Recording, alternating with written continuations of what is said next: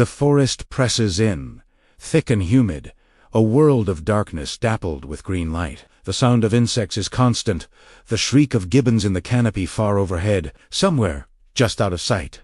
Something moves something that has haunted this land for generations. Boua the Borneo Ape. Let's wind the clock back to the early 1900s.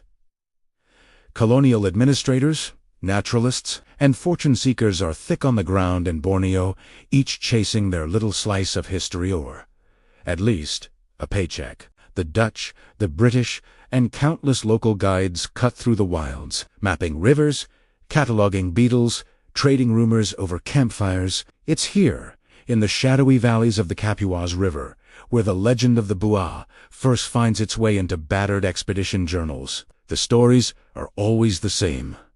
A cry in the night.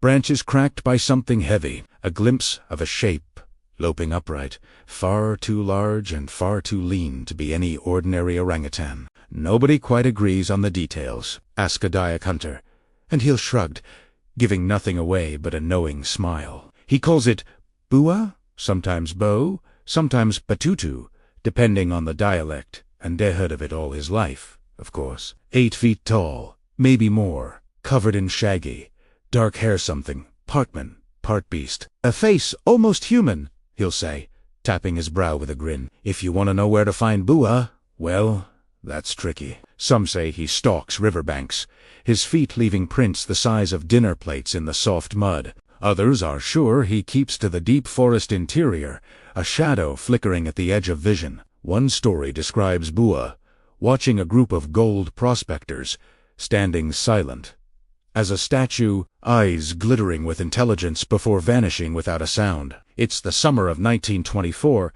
and Peter van der, a Dutch naturalist with a flair for dramatics, is heading up Riva on a battered paddle steamer. He's not a believer. Boua is just one more campfire story, something to scare the new porters. But then, 3 weeks into his journey, he's roused before dawn by shouts on the riverbank. A trap has been sprung, something heavy, something angry. He stumbles from his cot, palm leaf hat askew, and finds the crew crouched around a shattered boar trap. The steel jaws are twisted, the mechanism bent as if wrenched by inhuman force. No sign of the boar. Instead, there's a line of prints, wide and flat, leading off into the underbrush. The locals cross themselves, muttering. Boua, whispers one. Van der Hooven sketches the prints in his diary. He measures, pokes, prods. The stride is long, far longer than an orangutan's. He tries to joke, calling it the wildest ape in Borneo, but his voice shakes. By noon, he's recruited 2 trackers willing to plunge deeper into the forest, but the rest of the crew refuse to go any further. They hike for 3 days, never seeing Boua, but at night something circles their camp, heavy and deliberate. The trackers grow restless. On the 4th morning, one is gone, vanished before sunrise. His gear is left behind, food untouched, only a smudge of disturbed earth leading toward the thick trees. Van der Hooven returns to the steamer, shaken and pale. He'll live a long life, but he never sets foot in the Borneo interior again. But then people talk a lot. Word spreads among itinerant rubber tappers and missionaries. Boua is not just a bogeyman but a presence, a fact of life. Some say he is guardian of the forest, punishing the greedy, scaring away interlopers. Others whisper that he's something much older, a remnant of an age before humans walked upright. Across the years, the accounts pile up. In the muddy villages, by the Mahakam, in the green depths of Gunung Mulu, every so often someone disappears, leaving only a tangle of footprints and broken branches. Rumors swirl. Boua plunders fruit orchards, terrifies loggers, sometimes steals of old things, cooking pots and bundles of dried fish. He likes salt, one old man says, nodding sagely. Researchers come and go. In 1969, the British anthropologist Robert Martin spends months in the highlands, tape recorder in hand, logging hundreds of hours of interviews. He's skeptical, but his notebooks are filled with descriptions. Hands as wide as a man's ribs, arms long enough to scoop fruit from the forest floor without bending. The smell, say witnesses, is terrible, worse than a dead civet, stronger than a muskrat. But Martin is careful. He notes that no bones have ever been found, no clear hair samples. The best he gets are stories, the legends passed from father to son, hunter to trader. Still, he writes, I cannot dismiss Boua outright.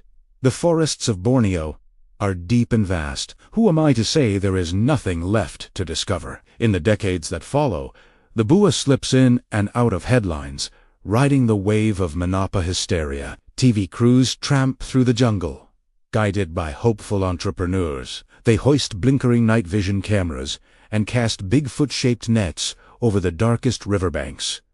Nothing. Always nothing, or almost nothing. Every few years a blurry photo surfaces a smudge of color behind the ferns, a hunched form on the edge of a muddy pool. Sometimes a local hunter finds a tuft of reddish-black hair in his snare. Tough and coarse. Sometimes an amateur explores the limestone caves and emerges babbling about something watching from the shadows, large eyes glinting in the glow of his headlamp. There are skeptics, of course. Scientists remind everyone that the orangutan, Borneo's largest primate, can sometimes walk upright for short distances, especially on the ground. As for enormous footprints or screams in the night, these are easily explained away. The forest is alive with strange noises, but belief in places like Borneo is not so easily. Boua is always adapting, always slipping the net. In the heart of Sarawak, freelance journalist Natalie Ong makes herself a promise.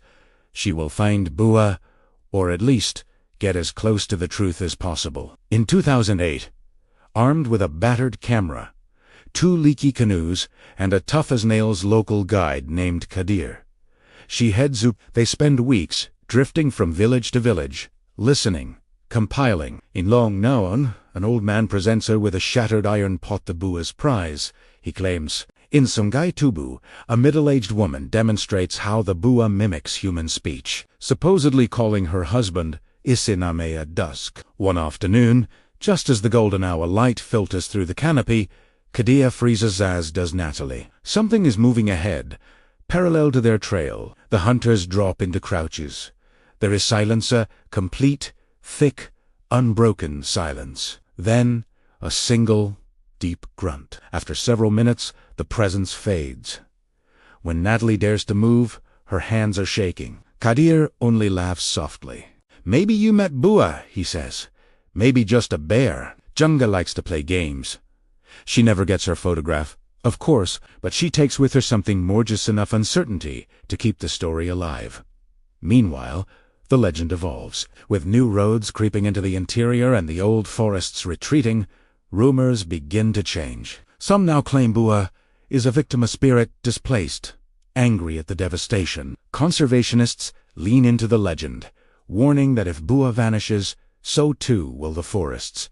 To believers, Boua is hope, a symbol that some parts of the world remain untamed, unknowable, beyond the reach of oil rigs and surveyors. To others, Boua is a warning. The jungle sees all, and those who do not respect its rules may vanish, as suddenly and as silently as a single footprint in soft river mud. In the end, the truth is this: no one can say for sure what walks the deep forest. There are no bodies, no bones, just stories. Boua is a shadow in the mind, a flicker in the leaves, the space between a scream and silence. Here's possibility. The boats drift down river, the jungle closing behind them. The gibbons call. The night falls, and somewhere Boua slips through the world, just out of reach. And so the story continues, as it always has, just believable enough to linger, just mysterious enough to provoke new searches, new stories, and, now and then, a single careful step off the main trail, just in case